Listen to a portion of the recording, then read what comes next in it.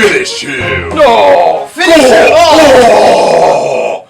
No, sorry. The thing that's actually supposed to be dying this week is not Casey. He's only just returned. I've seen the light. Morgan has brought me to the light. It only took a 12-step program. And, you know, the sacrifice of the entire Ultimate Universe as well. That's true. We brought him back. Oh, it feels good to be back in the land of the living, back in the rain and the wet and the neon lights. It's very nice. It's good, isn't all that sun was doing bad Sun things is bad, to you. man. California's sun, I got this tan. I was like, you know, it's not good. Not good for people with tattoos. But as we have hinted, we have some big deaths and even a return this week. Really? Yeah, oh heck yeah, man. Did you not look through that entire book? Was I not talking to you about how awesome it was all day? I'm like a goldfish.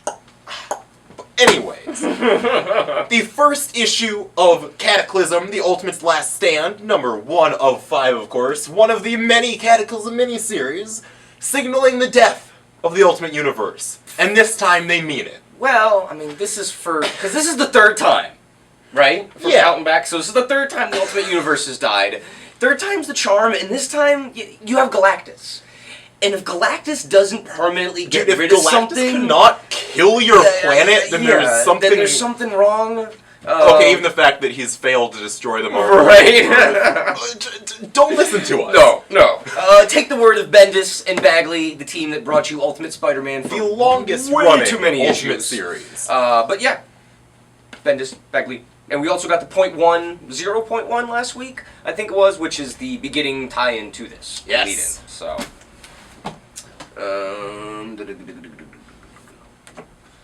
a Superman book that we can finally look at and not cringe, and it's like, ooh, Superman!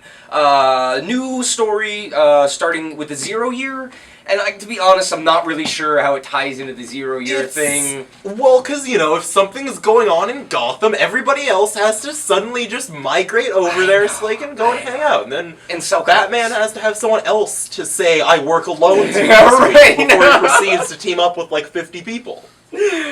Yes, that's true. Greg Pak, the man who brought you World War Hulk and Planet Hulk. And Incredible Hercules. Which was really cool. Yeah. And Aaron Cooter, who's been a rising star at DC. He's done some fill-in stuff for Green Lantern New Guardians, doing a very good. Kyle Rayner recently did that Parasite issue, which was like one of the only readable 3D cover ones, which is really good. But yeah, I mean, this has got straight-up jeans and t-shirt Superman, some giant mechanical monsters, and as a giant whale is always good. Lots of huge things with Aaron Cooter. Yeah, Aaron Cooter likes to draw big stuff. You could say there are big things in his future. Wow. I'm so sorry. Oh, man, Next. Over back in the regular Marvel corner, actually. I was going to say back in the Marvel Universe, but this, as we have said, is not the regular Marvel Universe, but this is! It's Amazing X-Men, number 1, Jason Aaron, Ed McGuinness. Jason Aaron, who is the fun X-Men writer. That's right, the fun X-Men brings back to you the fun X-Men character, Nightcrawler. And he gets to do pirate things. Because Nightcrawler's always cool. Apparently his dad is a pirate now. And also the devil. I remember that first part from when Chuck Austin did X-Men, which we really try to forget. Oh, that's a black hole. But he's a pirate now. Because Jason Aaron says pirates need to be in. Exactly. I mean, the pirate Nightcrawler for me was always the coolest because look at the scimitar thing. I mean, come on. And he's got little bamfs, like they're evil little bamfs. They're red bamfs and blue bamfs. Not to be confused with the bamfs that steal your whiskey. Those are different bamfs.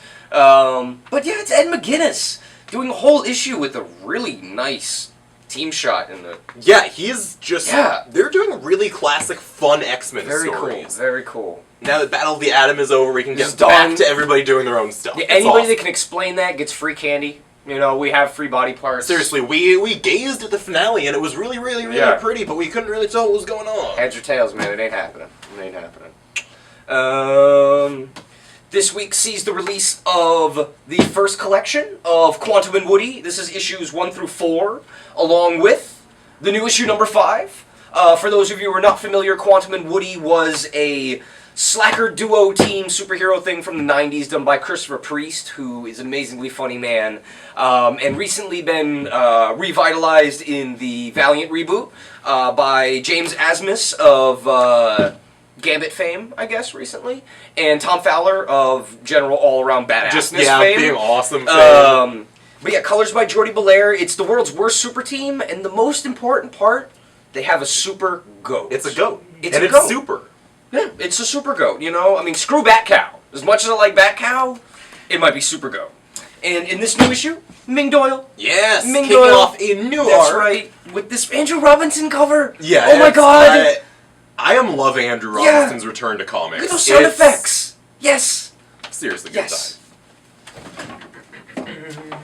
And this is only $10. Cheap. Cheap. Also got another great collection for you here. This one from Image. This is the 3rd volume of Jonathan Hickman and Nick Pitara's The Manhattan Projects. Also featuring art assists by Ryan Brown. Oh, is he in that one? Yeah. Nice, nice. Of course, of God Hates Astronauts fame, which if you hadn't read it is the funniest superhero comic that's come out in the last couple years. It's friggin' hilarious. It is. I sold it to some other guy yesterday based solely on horse punching. Yes! Yes, there is I don't want to spoil anything, but someone gets a ghost cow for a head. It's great. It's fucking amazing. It's great. It's really cool. But similar hijinks ensue. Number 3, Science Bad, you know. It's got a nice, different cover. And still no extras. There are Russian brains in jars. Yeah. There are American skulls in jars. There's all kinds of weirdness. Ice cream sundae. Yay. Over in the Max world, the world of adult espionage and boobies and violence, you have Phantom X and tentacles. Now, I'm not going to say there are tentacles in this comic because I don't... Oh, no. There are a lot of totally tentacles in this comic. Hell yeah. But yeah, this is the first issue was really fun. It was total cheesecake. You know, Sean Crystal is doing this really interesting art where he's omitting backgrounds, which could to a certain degree, though. Yeah, you know, it's more artistically done, but I'm not going to argue with you if you just think he's being lazy. But it's really he sure fun. makes it look pretty, though. He does, you know. I've always been a big fan of Phantom X, and this has got Phantom X with more big-breasted women than you can shake a stick at. And they're all spies. And over on the Dark Horse side of things, the sleazier side of things, we should say. That's right. This is the 2nd issue of Grindhouse, Doors Open at Midnight, concluding the story of Bee Vixens from Mars. Yes. Which, if you don't remember from the last time we told you about it, it is exactly what it sounds like. Because why would you... Bee Vixens yeah. from Mars. They eat the flesh of men. And there is a badass sheriff lady with an eye patch who has to kill them all. That's right, because they kill men, they can't kill women, you know, clearly. God, this looks awesome, though. Guts, boobs, bugs, violence, blood. guns. Yeah. Yeah. We got number 1 back in as well, which is cool, so we have 1 and 2 for all of you sadists out there. More X-Men. My favorite, okay, maybe not my favorite, but damn near in the top 3. Longshot, minus the mullet. You're losing a little there. But gets his own series once again. Longshot saves the Marvel Universe. What more do you need to know than that? Really, there's a cosmic cube. Longshot gets a haircut. In the most trashy hipster bar or hipster barbershop I've ever seen. But I like the hair. It looks cool. It's painfully now. It is painfully now. It's super Marvel now. You know. But yeah, and it comes with a Deadpool cover because, you know, it's Deadpool. And speaking of trashy movies, my god. Gilbert Hernandez has released yet another of his, who's this character? Fritz? Yes, the Fritz B-movie series. One of his characters from the Luba lineage, who was, of course, a B-movie actress. And there are lots of great fake movies that everyone wanted to see peppered throughout his stories, so he was like, I'm just gonna go ahead and make comics out of those. Why not? Might as well. Might as well. This is book 1 of 2 of Maria M. It is telling the fictionalized story of the fictional actress's mother's actual story. It's Don't you really, love really meta-layered convoluted stuff? Yeah. nothing really happened, so you don't have to be like, oh, I'm not getting the true story, because it's just really fun and schlocky, and it's Gilbert Hernandez. There are questionable sexual acts with guns, and lots of people getting punched, and... It sounds like a, worth my money to me. Damn. Oh, wow, we already... Oh, no, one left here. And new from the powerhouse machine is Riley Rossmo. We love Riley Rossmo. He's nasty, scratchy, dirty, quick. He puts out a lot of comics. This is called Drumhellar, previously Strange Ways. Maybe that was another, name thing. I don't know. But yeah, it's co-written by Alex Link, who did Rebel Blood with him, which was very cool. Albeit a mite bit incoherent. A mite bit incoherent, sure. But yeah, this is, Psychedelic Detective. Very cool. Giant monsters, big stone dinosaurs, purple swamp beasts. Ghost cats. Ghost cats. Very cool. First of, I think, 4, I want to say? Something like that. Yeah, that's usually about the size of the words. Yeah. Oop, oop. Oh.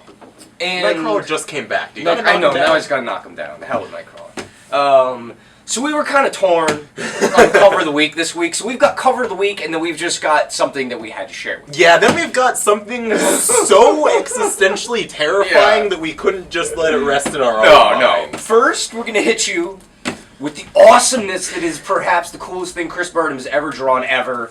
I know you probably can't see this well, but it's Superman Unchained, and it says, complete in this issue, the supernova of 60 million BC. Which, of course, has Superman, a giant rocket, Jimmy Olsen, and dinosaurs. He is herding all of the reptilian creatures of yesteryear onto a rocket ship to save them from the meteorite. That's right. But he's also putting Jimmy Olsen on board with them, so you know how that turns out. Whatever. But yeah.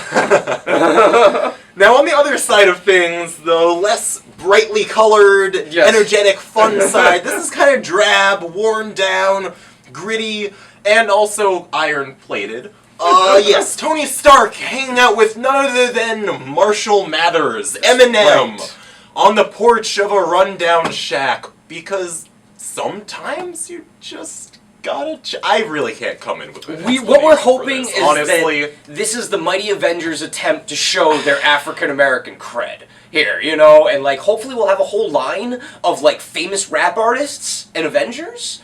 Yeah, hopefully they weren't okay, so we're doing a book for colored people, let's do some rappers. Who do they like? Eminem. Yes. And you know what, folks? This is Disney, so we're not putting anything past them. Yeah. We're just gonna leave it at that. That's right. So we're going to leave you with that image of Eminem and Iron Man, who wants to hit that 40. But he's got, he's just not going to allow it. But yeah, that's about it this week. It's good to be back. It's good to talk about nonsense like dinosaurs and Eminem. And remember, if you want Eminem and Halle Berry in a comic, we got that too. It's called Wanted. They are both naked in it too. Alright, cool. Thanks, guys. See you next week.